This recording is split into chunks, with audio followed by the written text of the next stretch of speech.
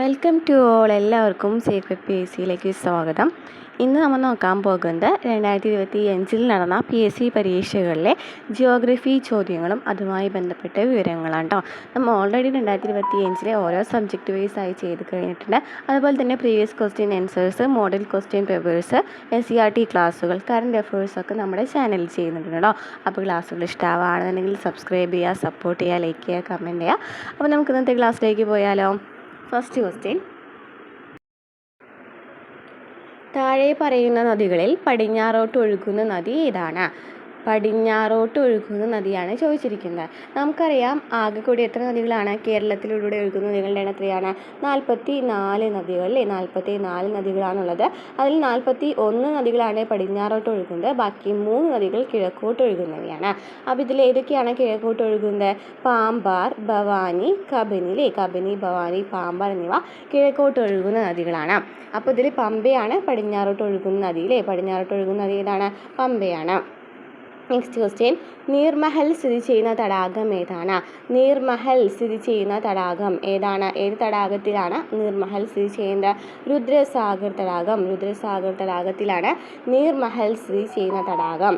Next, സമയമേഖലകൾ ഏറ്റവും കൂടുതലുള്ള രാജ്യം ഏതാണ്? സമയമേഖലകൾ ഏറ്റവും കൂടുതലുള്ള രാജ്യം ഏതാണ്? ഏത് രാജ്യത്താണ് ഏറ്റവും കൂടുതൽ സമയമേഖലകൾ? ഫ്രാൻസിലാണ് ഏറ്റവും കൂടുതൽ സമയമേഖലകളുള്ള രാജ്യം. നെക്സ്റ്റ്, അവസാദങ്ങൾ സമ്മർദ്ദത്തിൽപ്പെട്ട് ക്രമേണ ശിലകളായി മാറുന്ന പ്രക്രിയ ഏതാണ്? അവസാദങ്ങൾ സമ്മർദ്ദത്തിൽപ്പെട്ട് ക്രമേണ ശിലകളായിട്ട് മാറുന്ന പ്രക്രിയ ഏതാണ്? ശിലാവൽക്കരണം. ശിലയായിട്ട് മാറുന്ന പ്രക്രിയ എന്താണ്? ശിലാവൽക്കരണം. നെക്സ്റ്റ്, ബാന്ധവ്ഗഡ് ദേശീയ ഉദ്യാനം എവിടെയാണ് സ്ഥിതി ചെയ്യുന്നത്? ബാന്ധവ്ഗഡ് ദേശീയ ഉദ്യാനം സ്ഥിതി ചെയ്യുന്നത് എവിടെയാണ്? മധ്യപ്രദേശിലാണ്. ബാന്ധവ്ഗഡ് ദേശീയ ഉദ്യാനം സ്ഥിതി ചെയ്യുന്നത് മധ്യപ്രദേശിലാണ്. നെക്സ്റ്റ് ക്വസ്റ്റ്യൻ, സോനാമാർഗ് തുരങ്കം ഏത് ദേശീയപാതയിലാണ് സ്ഥിതി ചെയ്യുന്നത്? സോനാമാർഗ് തുരങ്കം ഏത് ദേശീയപാതയിലാണ് സ്ഥിതി ചെയ്യുന്നത്? ഏത് ദേശീയപാതയിലാണ്? ദേശീയപാത 1. ദേശീയപാത 1 സോനാമാർഗ് തുരങ്കം സ്ഥിതി ചെയ്യുന്നത്. ദേശീയപാത 1. നെക്സ്റ്റ് ക്വസ്റ്റ്യൻ, ചുവടെ കൊടുത്തിട്ടുള്ളവയിൽ ആണവധാതുക്കളുമായി ബന്ധപ്പെട്ട ശരിയായ പ്രസ്താവനകൾ ഏതെല്ലാമാണ്? ആണവധാതുക്കളുമായി ബന്ധപ്പെട്ട് ശരിയായ പ്രസ്താവന ഏതൊക്കെയാണെന്നാണ് ചോദിച്ചിരിക്കുന്നത്. യുറേനിയം, തോറിയം എന്നിവയാണ് പ്രധാന ആണവധാതുക്കൾ. ശരിയാണല്ലോ. പ്രധാന ആണവധാതുക്കൾ ഏതൊക്കെയാണ്? യുറേനിയം, തോറിയം എന്നിവയാണ് പ്രധാന ആണവധാതുക്കൾ. രാജസ്ഥാൻ, മഹാരാഷ്ട്ര എന്നീ സംസ്ഥാനങ്ങളിൽ യുറേനിയം നിക്ഷേപമുണ്ട്. ശരിയാണല്ലോ. രാജസ്ഥാൻ, മഹാരാഷ്ട്ര എന്നീ സംസ്ഥാനങ്ങളിൽ യുറേനിയം നിക്ഷേപമുണ്ട്. മോണോസൈറ്റ്, ഇൽമനൈറ്റ് എന്നീ ധാതുക്കളിൽ നിന്ന് തോറിയം ഉൽപ്പാദിപ്പിക്കുന്നുണ്ട്. അതും ശരിയാണ്. അപ്പോൾ യുറേനിയം, തോറിയം എന്നിവയാണ് പ്രധാന ആണവധാതുക്കൾ. രാജസ്ഥാൻ, മഹാരാഷ്ട്ര എന്നീ സംസ്ഥാനങ്ങളിൽ യുറേനിയം നിക്ഷേപമുണ്ട്. മോണോസൈറ്റ്, ഇൽമനൈറ്റ് എന്നീ ധാതുക്കളിൽ നിന്ന് തോറിയം ഉൽപ്പാദിപ്പിക്കുന്നു. നെക്സ്റ്റ്, ഇന്ത്യയിലെ കാർഷിക വിളയായ നെല്ലുമായി ബന്ധപ്പെട്ട ശരിയായ പ്രസ്താവനകൾ ഏതെല്ലാമാണ്? നെല്ലുമായിട്ട് ബന്ധപ്പെട്ട പ്രസ്താവനകൾ. ഇന്ത്യയിലെ മുഖ്യ ഭക്ഷ്യവിള നെല്ലാണ്. ശരിയാണല്ലോ. മുഖ്യ ഭക്ഷ്യവിളയാണ് നെല്ലെന്ന് പറയുന്നത്. നെല്ലെന്ന് പറയുന്നത് എന്ത് വിളയാണ്?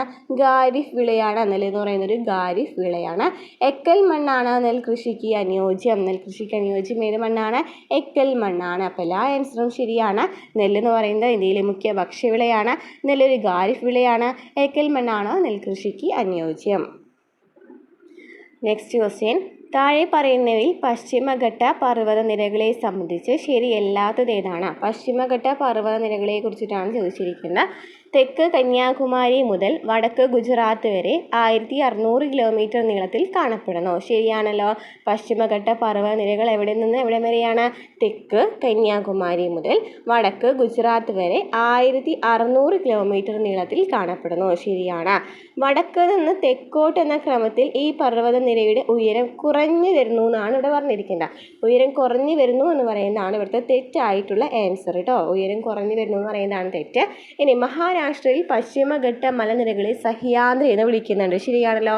മഹാരാഷ്ട്രയിൽ പശ്ചിമഘട്ട മലനിരകളെ സഹ്യാദ്രി എന്ന് വിളിക്കുന്നു എന്ന് പറയുന്നത് ശരിയാണ്. അപ്പോൾ ഇവിടെ ശരിയല്ലാത്തത് നമ്മൾ പറഞ്ഞു ഉയരം കുറഞ്ഞു വരുന്നു എന്നാണ് ഇവിടെ പറഞ്ഞിരിക്കുന്നത്. അതാണ് തെറ്റ് വരുന്നത്. തെക്ക് കന്യാകുമാരി മുതൽ വടക്ക് ഗുജറാത്ത് വരെയാണ് പശ്ചിമഘട്ട നിരകൾ വ്യാപിച്ചു കിടക്കുന്നത്. 1600 കിലോമീറ്റർ നീളത്തിലാണ് കാണപ്പെടുന്നത്. പശ്ചിമഘട്ട മലനിരകളെ സഹ്യാദ്രി എന്നും വിളിക്കുന്നുണ്ട്.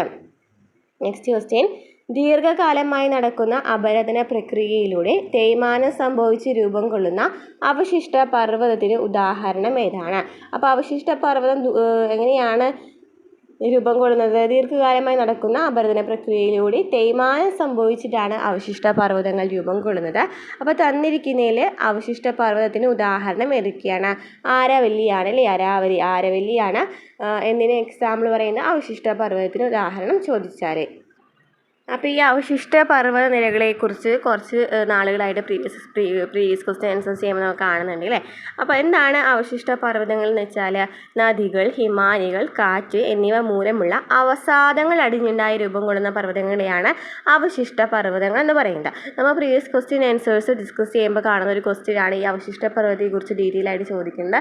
ഒന്നില്ലെങ്കിൽ എക്സാമ്പിൾ ചോദിക്കാം, അല്ലാന്നുണ്ടെങ്കിൽ ഇതുപോലെ എക്സ്പ്ലനേഷൻ ചോദിക്കാം, അല്ലെങ്കിൽ സ്റ്റേറ്റ്മെൻ്റ് ആയിട്ടും ചോദിക്കുന്നുണ്ട്. അപ്പോൾ അവശിഷ്ട പർവ്വതങ്ങൾ എന്ന് വെച്ചാൽ എന്താണ്? നദികൾ, ഹിമാനികൾ, കാറ്റ് എന്നിവ മൂലമുള്ള അവസാദങ്ങൾ അടിഞ്ഞുകൂടുണ്ടാകുന്ന പർവ്വതങ്ങളെയാണ് അവശിഷ്ട പർവ്വതങ്ങൾ എന്ന് പറയുന്നത്. പ്രകൃതി ശക്തികളുടെ പ്രവർത്തനം മൂലം ചുറ്റുപാടുമുള്ള ഭാഗങ്ങൾക്ക് നാശം സംഭവിച്ച് അവശേഷിക്കുന്ന പർവ്വതങ്ങളെയും എന്ന് പറയുന്ന അവശിഷ്ട പർവ്വതങ്ങൾ എന്ന് പറയുന്നുണ്ട്. പ്രകൃതി ശക്തികളുടെ പ്രവർത്തനം മൂലം ചുറ്റുപാടുള്ള ഭാഗങ്ങൾക്ക് നാശം സംഭവിച്ച് അവശേഷിക്കുന്ന പർവ്വതങ്ങളെയും അവശിഷ്ട പർവ്വതങ്ങൾ എന്ന് പറയുന്നുണ്ട്. അപ്പോൾ അതിന് എക്സാമ്പിൾ ചോദിക്കുകയാണെങ്കിൽ ഏതൊക്കെയാണ്? നമ്മൾ പറഞ്ഞു ഇന്ത്യയിലെ ആരവല്ലി പറയുന്നുണ്ട്. അതുപോലെ തന്നെ അമേരിക്കയിലെ അതും ജസ്റ്റ് ഒന്ന് അറിഞ്ഞു വെക്കാം കേട്ടോ. അമേരിക്കയിലെ അമേരിക്കയിലെ അപ്പലേച്ചിയൻ എന്ന് പറയുന്നതും എന്തിന് എക്സാമ്പിളാണ്? അവശിഷ്ട പർവ്വതങ്ങൾക്ക് എക്സാമ്പിളാണ്. ഇന്ത്യയിലാണ് കൂടുതലും ചോദിക്കാറ്, എന്നാലും ഇത് അറിഞ്ഞു വയ്ക്കുക. അതുപോലെ തന്നെ നീലഗിരി കുന്നുകൾ ചോദിക്കാലോ. നീലഗിരി കുന്നുകളും എന്തിന് എക്സാമ്പിളാണ്? അവശിഷ്ട പർവ്വതങ്ങൾക്ക് എക്സാമ്പിളാണ്. അപ്പോൾ ആരവല്ലിയും നീലഗിരിയും ഡീറ്റെയിൽ നന്നായി പഠിച്ചു വയ്ക്കുക. അമേരിക്കയിലെ അപ്പലേച്ചിയൻ കുന്നുകൾ എന്ന് പറയുന്നതും എന്ത് തന്നെയാണ്? ഈ അവശിഷ്ട പർവ്വതത്തിന് ഉദാഹരണമാണ്. ലോകത്തിലെ തന്നെ ഏറ്റവും പഴക്കമേറിയ അവശിഷ്ട പർവ്വതം ചോദിക്കുകയാണെങ്കിൽ ഏതാണ്? ആരവല്ലിയാണ്. ഏറ്റവും പഴക്കമേറിയ അവശിഷ്ട പർവ്വതം ചോദിക്കുകയാണെന്നുണ്ടെങ്കിൽ ആരവല്ലിയാണ്. ആരവല്ലി പർവ്വത നിരയിലെ ഏറ്റവും ഉയരം കൂടിയ കൊടുമുടി ഏതാണ്? ചോദിക്കാറുണ്ട്.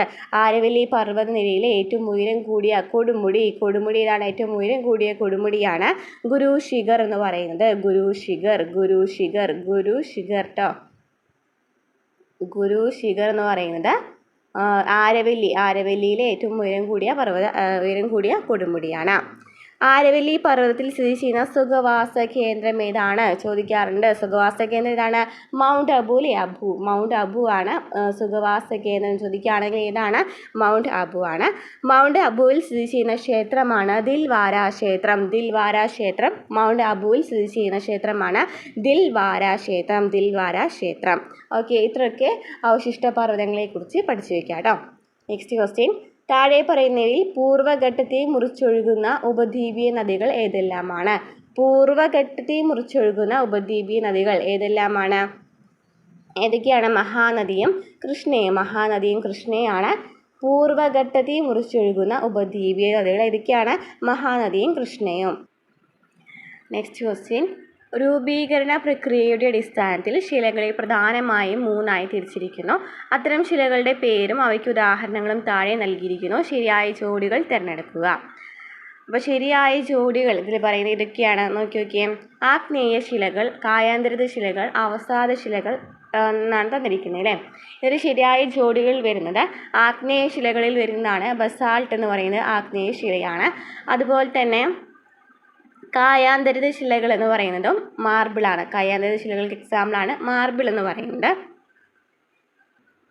അപ്പോൾ ഈ ശിലകളെ കുറിച്ചിട്ട് ഇപ്പോൾ കുറച്ച് ക്വസ്റ്റ്യൻസ് നമ്മൾ കാണുന്നുണ്ട്. അപ്പോൾ ആഗ്നേയ ശിലകൾക്ക് എക്സാമ്പിൾ ഏതൊക്കെയാണ്? ബസാൾട്ടും ആഗ്നേയ ശിലയ്ക്ക് എക്സാമ്പിളാണ്. അതുപോലെ തന്നെ എന്താണ്? ഗ്രാനൈറ്റും എക്സാമ്പിളാണ് കേട്ടോ. അപ്പോൾ ആഗ്നേയ ശിലകൾ ഏതൊക്കെയാണ് പഠിച്ചു വയ്ക്കുക? ബസാൾട്ടും ഗ്രാനൈറ്റും ആണ് എന്തിന് എക്സാമ്പിൾ? ആഗ്നേയ ശിലകൾക്ക് എക്സാമ്പിൾ എന്ന് പറയുന്നത്. അപ്പോൾ എന്താണ് ഈ ആഗ്നേയ ശിലകൾ എന്ന് വെച്ചാൽ എന്താണ്? ആഗ്നേയ ശിലകൾ മാഗ്മ തണുത്തെറിഞ്ഞ് ഉറയുമ്പോഴാണ് ആഗ്നേയ രൂപം കൊള്ളുന്നത്. മാഗ്മ തണുത്തെറിഞ്ഞ് ഉറയുമ്പോഴാണ് ആഗ്നേയ ശിലകൾ രൂപം കൊള്ളുന്നത്. മാഗ്മ തണുത്തെറിഞ്ഞ് രൂപം കൊള്ളുമ്പോൾ അതായത് ആഗ്നേയശിലകൾ മാഗ്മ തണുത്തുറഞ്ഞ് രൂപം കൊള്ളുന്ന ശിലകളാണ്. ഇവ ഭൂമിയുടെ പുറംപാളിയിലോ മാൻഡിലിലോ ഉണ്ടാകുന്ന മാഗ്മ തണുത്തു കുറയുമ്പോഴാണ് രൂപം കൊള്ളുന്നത്. ആഗ്നേയശിലകളെ നമുക്ക് രണ്ടായിട്ട് ഡിവൈഡ് ചെയ്യാനായിട്ട് പറ്റും. ആന്തര ആഗ്നേയശിലകൾ എന്നും അതുപോലെ തന്നെ ബാഹ്യ ആഗ്നേയശിലകൾ എന്നും ഡിവൈഡ് ചെയ്യാനായിട്ട് പറ്റും. നമ്മൾ പറഞ്ഞ മാഗ്മ തണുത്തുറഞ്ഞുണ്ടാകുന്ന ശിലകളെയാണ് ആഗ്നേയശിലകൾ എന്ന് പറയുന്നത്. അപ്പോൾ ഇത് രണ്ടായിട്ട് തരംതിരിക്കാനായിട്ട് പറ്റും. ആന്തരാഗ്നേയശിലകളുണ്ട്, ബാഹ്യ ആഗ്നേയശിലകളുണ്ട്. ആന്തരാഗ്നേയശിലകൾ എന്ന് വെച്ചാൽ എന്തായിരിക്കും? ആന്തരം എന്ന് വെച്ചാൽ എന്താണ്? ഉള്ളിലാണ് അല്ലേ. മാഗ്മ ഭൂമിയുടെ അടിയിൽ തണുത്തുറയുമ്പോൾ രൂപം കൊള്ളുന്ന ശിലകളെയാണ് ആന്തരാഗ്നേയശിലകൾ എന്ന് പറയുന്നത്. എന്നാൽ ബാഹ്യാഗ്നേയശിലകൾ എന്ന് വെച്ചാൽ എന്തായിരിക്കും? ബാഹ്യം എന്ന് വെച്ചാൽ എന്താണ്? പുറത്താണ്. മാഗ്മ ഭൂമിയുടെ പുറത്ത് തണുത്തുറയുമ്പോൾ രൂപം കൊള്ളുന്ന ശിലകളെയാണ് ബാഹ്യാഗ്നേയശിലകൾ എന്ന് പറയുന്നത്. അതിന് എക്സാമ്പിളാണ് ബസാൾട്ടും ഗ്രാനൈറ്റും ഒക്കെ ഇതിന് എക്സാമ്പിളാണ്. ഇനി കായാന്തരിത ശിലകൾ എന്ന് വെച്ചെന്താണ്? കായാന്തരിത ശിലകൾ എന്ന് വെച്ചെന്താണ്? കായാന്തരിത ശിലകൾ രൂപമാറ്റം സംഭവിക്കുന്ന രീതിയെ നമ്മൾ കായാന്തരീകരണം എന്നാണ് പറയുന്നത്. ഇതെങ്ങനെയാണ് സംഭവിക്കുന്നത്? മർദ്ദം, താപം, രാസദ്രവ്യങ്ങൾ എന്നിവയുടെ ഫലമായിട്ടാണ് സംഭവിക്കുന്നത്. അപ്പോൾ ഈ കായാന്തരീകരണം അല്ലെങ്കിൽ കായാന്തരിത ശിലകൾ രൂപം കൊള്ളുന്നത് എങ്ങനെയാണ്? മർദ്ദം, താപം, രാസദ്രവ്യങ്ങൾ മൂലമാണ് സംഭവിക്കുന്നത്. ഈ പ്രക്രിയയിൽ നിലവിലുള്ള ശിലകൾ പുതിയ ഘടനകളിലേക്കും രൂപങ്ങളിലേക്കും മാറുന്നു. ഇനി കായാന്തരിത ശിലകൾക്ക് ഉദാഹരണം നമ്മൾ പറഞ്ഞു മാർബിൾ എന്ന് പറയുന്ന ഒരു എക്സാമ്പിളാണ്. അതുപോലെ തന്നെ ശിലാഫലകം എന്ന് പറയുന്നതും കായാന്തരീകരണത്തിന് എക്സാമ്പിളാണ്. അപ്പോൾ നമുക്ക് ഇതുവരെ PSC ചോദിച്ച ഈ ശിലകളെ കുറിച്ചുള്ള കുറച്ച് ക്വസ്റ്റ്യൻസ് നമുക്ക് നോക്കി പോകാം. മാർബിൾ ഏത് തരം ശിലയ്ക്ക് ഉദാഹരണമാണ് നമ്മൾ പറഞ്ഞു അല്ലേ. മാർബിൾ എന്ന് പറയുന്നത് കായാന്തരിത ശിലയാണെന്ന് പറഞ്ഞു. നമുക്ക് ഇത് +2 ലെവൽ എക്സാമിന് ചോദിച്ചിട്ടുണ്ടായിരുന്ന ക്വസ്റ്റ്യൻ ആണ്. അതുപോലെ തന്നെ ശിലകളുടെ മാതാവ് എന്നറിയപ്പെടുന്നത് ഏതാണ്? ശിലകളുടെ മാതാവ് തന്നിരിക്കുന്നതിൽ ഏതാണ് ശിലകളുടെ മാതാവ്? നമുക്ക് തന്നിരിക്കുന്നതിൽ ഏതാണ് ശിലകളുടെ മാതാവ്? ആഗ്നേയശിലയാണ് ശിലകളുടെ മാതാവ് എന്നറിയപ്പെടുന്നത്. എന്താണ് അവസാദ ശിലകൾ? നമ്മൾ പറഞ്ഞു ആഗ്നേയശിലകൾ എന്താണെന്ന് പറഞ്ഞു, കായാന്തരിത ശിലകൾ എന്താണെന്ന് പറഞ്ഞു അല്ലേ. അവസാദ ശിലകൾ എന്ന് വെച്ചാൽ എന്താണ്? കാറ്റ്, ഒഴുക്കുവെള്ളം, ഹിമാനികൾ, തിരമാലകൾ എന്നിവയുടെ പ്രവർത്തന ഫലമായി രൂപം കൊള്ളുന്ന ശിലകളെയാണ് അവസാദ ശിലകൾ എന്ന് പറയുന്നത്. കാറ്റ്, ഒഴുക്കുവെള്ളം, ഹിമാനികൾ, തിരമാലകൾ എന്നിവയുടെ പ്രവർത്തന ഫലമായി രൂപം കൊള്ളുന്ന ശിലകളെയാണ് അവസാദ ശിലകൾ എന്ന് പറയുന്നത്. അവസാദ ശിലകൾക്ക് എക്സാമ്പിളാണ് ഷെയിൽ, കളിമണ്ണ്, മണൽക്കരട് എന്നിവയൊക്കെ എന്തിന് എക്സാമ്പിളാണ്?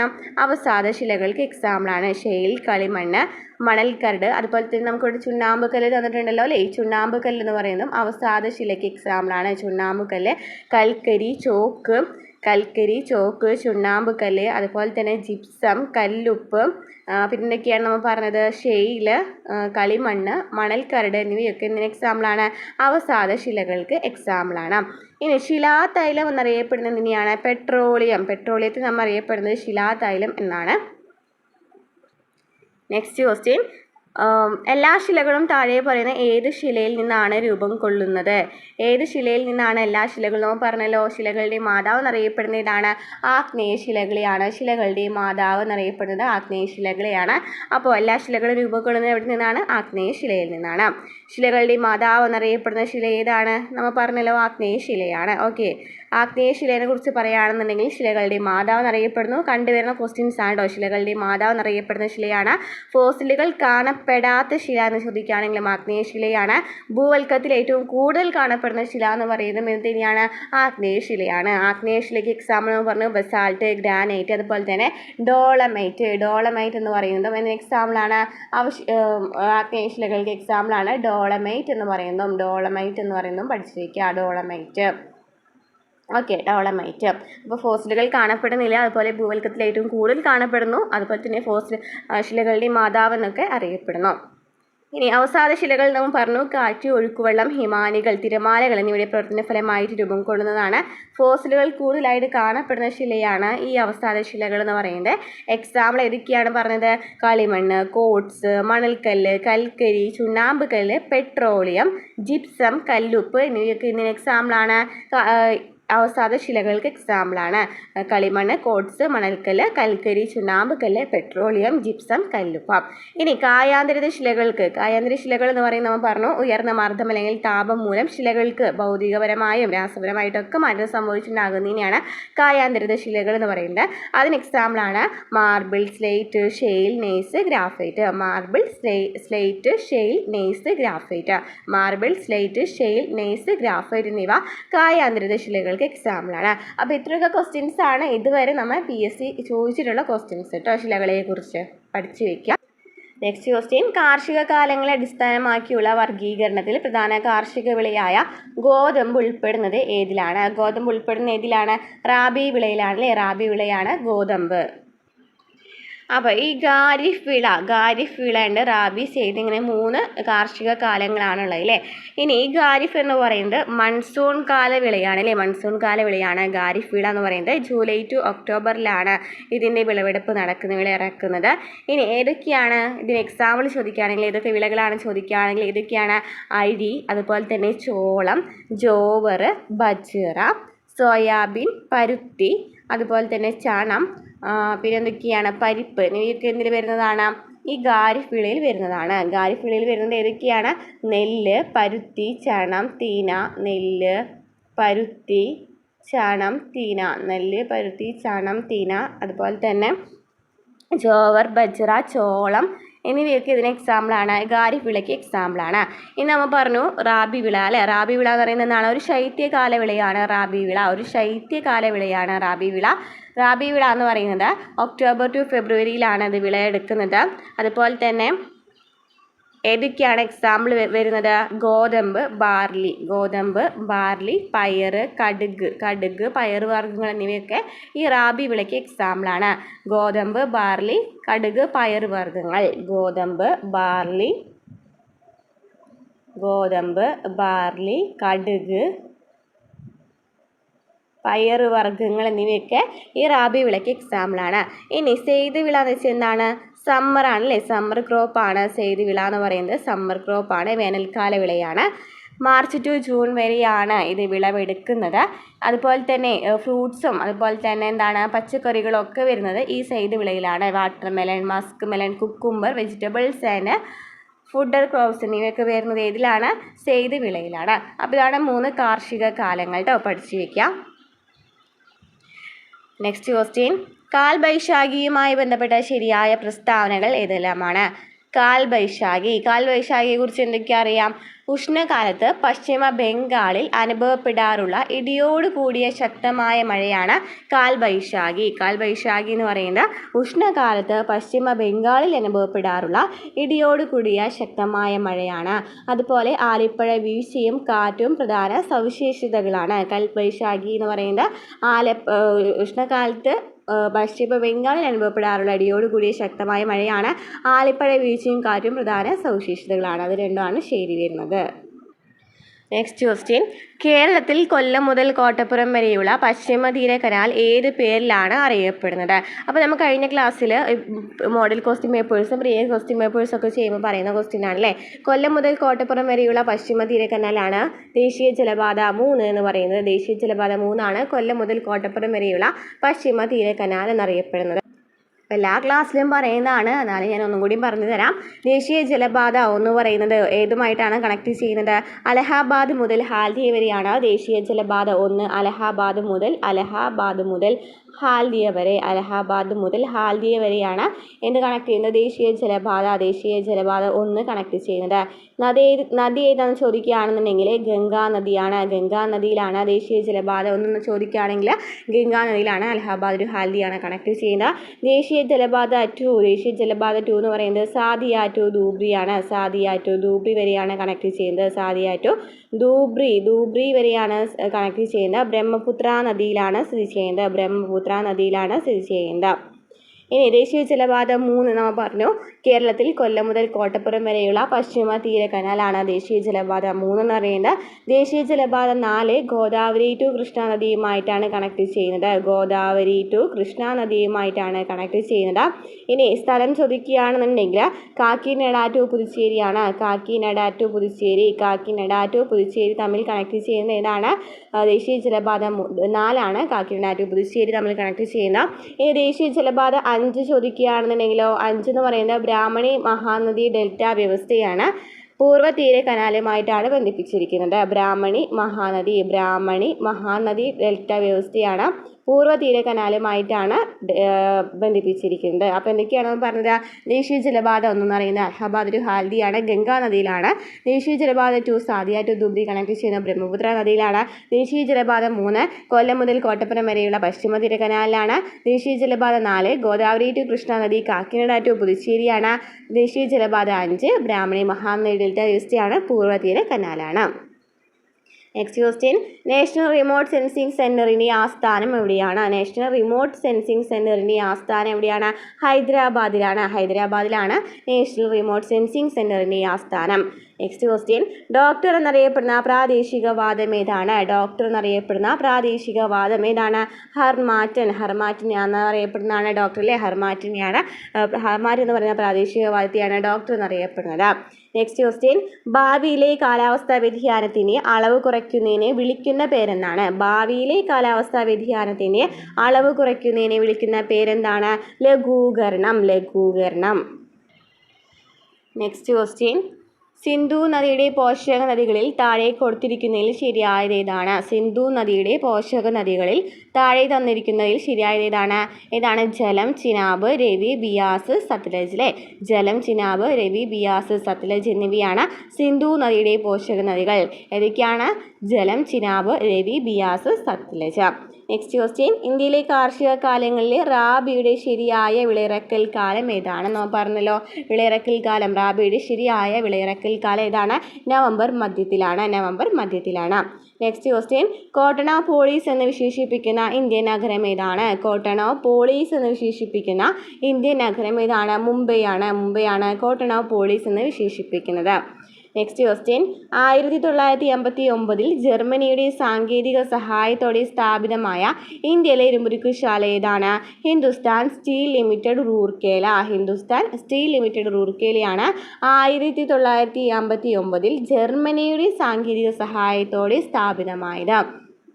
നെക്സ്റ്റ് ക്വസ്റ്റ്യൻ, ഇന്ത്യയിലെ 6 വരി പാതകളായ സൂപ്പർ ഹൈവേകളെ ചേർത്ത സുവർണ ചതുഷ്കോണ സൂപ്പർ ഹൈവേ എന്ന പേര് നൽകിയിട്ടുള്ള റോഡ് ഏതെല്ലാം നഗരങ്ങളെ തമ്മിലാണ് ബന്ധിപ്പിക്കുന്നത്? സുവർണ ചതുഷ്കോണം ഏതുമായിട്ട് ബന്ധിപ്പിക്കുന്നു? ഡൽഹി, മുംബൈ, ചെന്നൈ, കൊൽക്കത്ത എന്നിവയുമായി ബന്ധിപ്പിക്കുന്നു. നെക്സ്റ്റ് ക്വസ്റ്റ്യൻ, തമിഴ്നാട്ടിലെ നെയ്വേലിയിൽ നിന്നും ലഭിക്കുന്ന ഇന്ധനക്ഷമത കുറഞ്ഞ കൽക്കരി താഴെ പറയുന്നതിൽ ഇതാണ്? തമിഴ്നാട്ടിലെ നെയ്വേലിയിൽ നിന്നും ലഭിക്കുന്ന ഇന്ധനക്ഷമത കുറഞ്ഞ കൽക്കരി ഏതാണ്? ലിഗ്നൈറ്റ് ആണ് ഇന്ധനക്ഷമത കുറഞ്ഞ കൽക്കരി. ഇന്ത്യയിലെ ആദ്യത്തെ national highway steel slag road ഉദ്ഘാടനം നടന്നത് എന്നാണ്? ഏതാണെന്ന് ചോദിച്ചിരിക്കുന്നത്. ഇന്ത്യയിലെ ആദ്യത്തെ national highway steel slag road ഉദ്ഘാടനം നടന്നത് NH66 മുംബൈ ടു ഗോവയാണ്.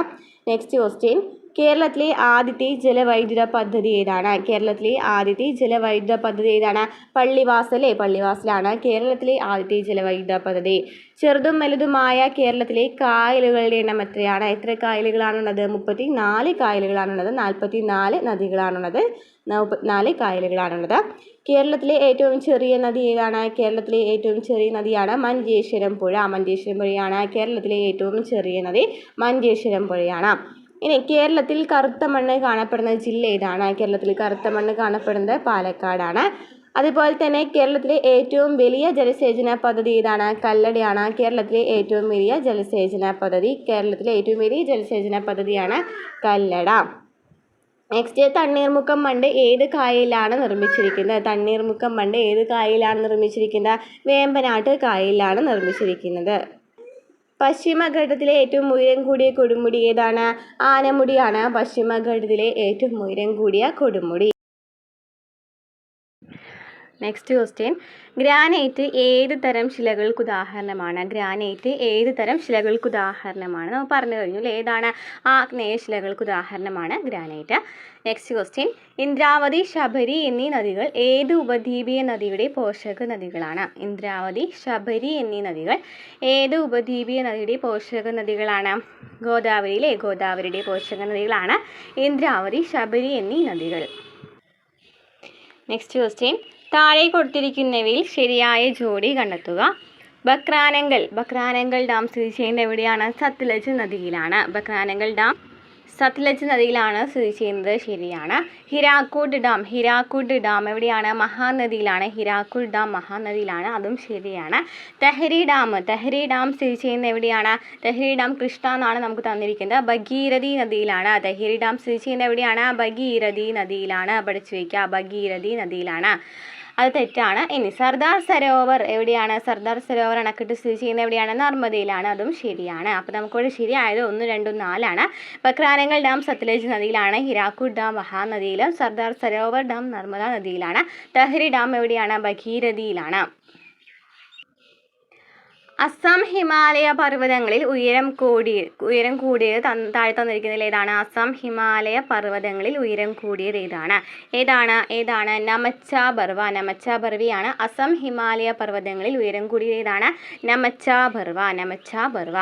നെക്സ്റ്റ്, കാശ്മീർ ഹിമാലയ ഭാഗത്ത് കണ്ടുവരുന്ന കുങ്കുമപ്പൂ കൃഷിക്ക് അനുയോജ്യമായ മണ്ണിനം ഏതാണ്? കാശ്മീർ ഹിമാലയ ഭാഗത്ത് കണ്ടുവരുന്ന കുങ്കുമപ്പൂ കൃഷിക്ക് അനുയോജ്യമായ മണ്ണിനം ഏതാണ്? കരീവയാണ്. കരീവ. നെക്സ്റ്റ് ക്വസ്റ്റ്യൻ, മധ്യഘട്ടത്തിലോ കീഴ്ഘട്ടത്തിലോ അവസാദങ്ങളുടെ ഭാരം കാരണം വളഞ്ഞു പുളഞ്ഞൊഴുകുന്ന നദി സൃഷ്ടിക്കുന്ന ഭൂരൂപമാണ് ഏത്? മധ്യഘട്ടത്തിലോ കീഴ്ഘട്ടത്തിലോ അവസാദങ്ങളുടെ ഭാരം കാരണം വളഞ്ഞു പുളഞ്ഞൊഴുകുന്ന നദി സൃഷ്ടിക്കുന്ന ഭൂരൂപം ഏതാണ്? തന്നിരിക്കുന്നതിൽ ഏതാണ് ഭൂരൂപം? ഏതാണ്? ഓക്സ്ബോ തടാകങ്ങളാണ് മധ്യഘട്ടത്തിലോ കീഴ്ഘട്ടത്തിലോ അവസാദങ്ങളുടെ ഭാരം കാരണം വളഞ്ഞു പുളഞ്ഞൊഴുകുന്ന നദി സൃഷ്ടിക്കുന്ന ഭൂരൂപമാണ് ഓക്സ്ബോ തടാകങ്ങൾ. നെക്സ്റ്റ് ക്വസ്റ്റ്യൻ, നറോറ ആണവ നിലയം സ്ഥിതി ചെയ്യുന്ന സംസ്ഥാനം ഏതാണ്? നറോറ ആണവ നിലയം സ്ഥിതി ചെയ്യുന്ന സംസ്ഥാനം ഏത് സംസ്ഥാനത്താണ്? ഉത്തർപ്രദേശിലാണ്. നറോറ ആണവ നിലയം സ്ഥിതി ചെയ്യുന്നത് ഉത്തർപ്രദേശിലാണ്. നെക്സ്റ്റ് ക്വസ്റ്റ്യൻ, ഗുർ ഗണ്ഡസാരി എന്നീ പദങ്ങൾ ഏത് വ്യവസായവുമായി ബന്ധപ്പെട്ടതാണ്? ഗുർ ഗണ്ഡസാരി എന്നീ പദങ്ങൾ ഏത് വ്യവസായവുമായി ബന്ധപ്പെട്ടതാണ്? പഞ്ചസാര വ്യവസായം. നെക്സ്റ്റ് ക്വസ്റ്റ്യൻ, കേരളത്തിലെ ഏറ്റവും വലിയ കായൽ ഏതാണ്? കേരളത്തിലെ ഏറ്റവും വലിയ കായൽ ഏതാണ്? കേരളത്തിലെ ഏറ്റവും വലിയ കായൽ ഏതാണ്? വേമ്പനാട്ടുകായലാണല്ലേ. വേമ്പനാട്ടുകായലാണ് കേരളത്തിലെ ഏറ്റവും വലിയ കായൽ. കേരളത്തിലെ നദികളിൽ കിഴക്കോട്ടൊഴുകുന്ന നദി ഏതാണ്? കേരളത്തിലെ നദികളിൽ കിഴക്കോട്ടൊഴുകുന്ന നദി ഏതാണ്? കേരളത്തിലെ നദികളിൽ കിഴക്കോട്ടൊഴുകുന്ന നദി ഏതാണ്? കബനിയാണല്ലേ. നമ്മൾ പറഞ്ഞു കഴിഞ്ഞു. കബനി, ഭവാനി, പാമ്പാറാണ് കിഴക്കോട്ടൊഴുകുന്ന നദികൾ. നെക്സ്റ്റ്, ഇരവിക്കുളം ദേശീയോദ്യാനത്തിലെ സംരക്ഷിത മൃഗം ഏതാണ്? ഇരവിക്കുളം ദേശീയോദ്യാനത്തിലെ സംരക്ഷിത മൃഗം ഏതാണ്? വരയാടാണ്. കേരളത്തിലെ വടക്കേ അറ്റത്തുള്ള നദി ഏതാണ്? കേരളത്തിലെ വടക്കേ അറ്റത്തുള്ള നദിയാണ് മഞ്ചേശ്വരം പുഴ. കേരളത്തിൻ്റെ വടക്കേ അറ്റത്തുള്ള നദിയാണ് മഞ്ചേശ്വരം പുഴ. നെക്സ്റ്റ്, കായംകുളം താപവൈദ്യുത നിലയത്തിൽ ഉപയോഗിക്കുന്ന ഇന്ധനം ഏതാണ്? കായംകുളം താപവൈദ്യുത നിലയത്തിൽ ഉപയോഗിക്കുന്ന ഇന്ധനം ഏതാണ്? കായംകുളത്ത് ഉപയോഗിക്കുന്ന ഏതാണ്? നാഫ്തയാണ്. കേരളത്തിലെ ഏറ്റവും വലിയ മത്സ്യബന്ധന തുറമുഖം ഏതാണ്? കേരളത്തിലെ ഏറ്റവും വലിയ മത്സ്യബന്ധന തുറമുഖം ഏതാണ്? നീണ്ടകരയാണ്. നെക്സ്റ്റ് ക്വസ്റ്റ്യൻ, ഗ്രീനിച്ച് സമയം 0 ഡിഗ്രി രേഖാംശ രേഖയിലെ 2 PM ആകുമ്പോൾ ഇന്ത്യയിലെ സമയം എത്രയാണ്? നമ്മൾ നേരത്തെ പറഞ്ഞു അല്ലേ, ഗ്രീനിച്ച് സമയത്തേക്കാളും 5.5 മണിക്കൂറാണ് വ്യത്യാസം വരുന്നത് ഇന്ത്യയിലെ സമയം. അപ്പോൾ 2 മണി ആകുമ്പോൾ ഇന്ത്യയിൽ എത്രയായിരിക്കും? 7:30 PM ആയിരിക്കും. ഇന്ത്യയിൽ 7:30 PM ആയിരിക്കും. നെക്സ്റ്റ് ക്വസ്റ്റ്യൻ, മൺസൂൺ മഴയും ഇടവിട്ട് വേനൽക്കാലവും മാറി മാറി അനുഭവപ്പെടുന്ന പ്രദേശങ്ങളിൽ രൂപപ്പെടുന്ന മണ്ണിനം ഏതാണ്? മൺസൂൺ മഴയും ഇടവിട്ട് വേനൽക്കാലവും മാറി മാറി അനുഭവപ്പെടുന്ന പ്രദേശങ്ങളിൽ രൂപപ്പെടുന്ന മണ്ണിനം ഏതാണ്? ഏത് മണ്ണിനമാണ് രൂപപ്പെടുന്നത്? ഏത് മണ്ണിനമാണ്? ലാറ്ററൈറ്റ് മണ്ണാണ്. മൺസൂൺ മഴയും ഇടവിട്ട് വേനൽക്കാലവും മാറി മാറി അനുഭവപ്പെടുന്ന പ്രദേശങ്ങളിൽ രൂപപ്പെടുന്ന മണ്ണിനമാണ് ലാറ്ററൈറ്റ് മണ്ണ്. നെക്സ്റ്റ്, ഇന്ത്യയിൽ ഏറ്റവും കൂടുതൽ റബ്ബർ ഉൽപ്പാദിപ്പിക്കുന്ന സംസ്ഥാനം ഏതാണ്? ഏറ്റവും കൂടുതൽ റബ്ബർ ഉൽപ്പാദിപ്പിക്കുന്ന ഇന്ത്യയിൽ ഏറ്റവും കൂടുതൽ റബ്ബർ ഉൽപ്പാദിപ്പിക്കുന്ന സംസ്ഥാനം ഏതാണ്? കേരളമാണ്. ഇന്ത്യയിലെ ഏറ്റവും വലിയ സ്വകാര്യ മേഖല ഇരുമ്പുരുക്ക് വ്യവസായശാല ഏതാണ്? ഇന്ത്യയിലെ ഏറ്റവും വലിയ സ്വകാര്യ മേഖല ഇരുമ്പുരുക്ക് വ്യവസായശാല ഏതാണ്? ടാറ്റ ഇരുമ്പുരുക്ക് കമ്പനി ജംഷഡ്പൂർ ആണല്ലേ. ടാറ്റ ഇരുമ്പുരുക്ക് കമ്പനി ജംഷഡ്പൂർ. നെക്സ്റ്റ്, ഇന്ത്യയിലെ ഏറ്റവും വിസ്തൃതവും പഴക്കം ചെന്നതും ഉറപ്പേറിയ ശിലകളാൽ നിർമ്മിതവുമായ ഭൂവിഭാഗം ഏതാണ്? ഇന്ത്യയിലെ ഏറ്റവും വിസ്തൃതവും പഴക്കം ചെന്നതും ഉറപ്പേറിയ ശിലകളാൽ നിർമ്മിതവുമായ ഭൂവിഭാഗം തന്നിരിക്കുന്നതിൽ ഏതാണ്? ഉപദ്വീപീയ പീഠഭൂമിയാണ് അല്ലേ. ഉപദ്വീപീയ പീഠഭൂമിയാണ് ഇന്ത്യയിലെ ഏറ്റവും വിസ്തൃതവും പഴക്കം ചെന്നതും ഉറപ്പേറിയ ശിലകളാൽ നിർമ്മിതവുമായ ഭൂവിഭാഗം. നെക്സ്റ്റ്, കേരളത്തിലെ കൊല്ലം മുതൽ കോട്ടപ്പുറം വരെയുള്ള പശ്ചിമ തീര കനാൽ ഏതാണ്? നോക്കി, റിപ്പീറ്റഡ് ആണല്ലോ. കേരളത്തിലെ കൊല്ലം മുതൽ കോട്ടപ്പുറം വരെയുള്ള പശ്ചിമ തീര കനാൽ ഏതാണ്? ദേശീയ ജലപാത 3 ദേശീയ ജലപാത 3. നെക്സ്റ്റ് ക്വസ്റ്റ്യൻ, ഇന്ത്യയുടെ ധാന്യപ്പുര എന്നറിയപ്പെടുന്നത് ഏത് വിഭാഗത്തെയാണ്? ഏത് ഭൂവിഭാഗത്തെയാണ് ഇന്ത്യയുടെ ധാന്യപ്പുര എന്നറിയപ്പെടുന്നത്? ഉത്തര മഹാസമുദ്രത്തെയാണ് ഇന്ത്യയുടെ ധാന്യപ്പുര എന്നറിയപ്പെടുന്ന ഭൂവിഭാഗം ഏതാണ്? ഉത്തര മഹാസമുദ്രം.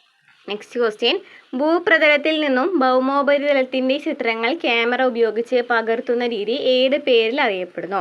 ഭൂപ്രതലത്തിൽ നിന്നും ഭൗമോപരിതലത്തിൻ്റെ ചിത്രങ്ങൾ ക്യാമറ ഉപയോഗിച്ച് പകർത്തുന്ന രീതി ഏത് പേരിലാണ് അറിയപ്പെടുന്നത്?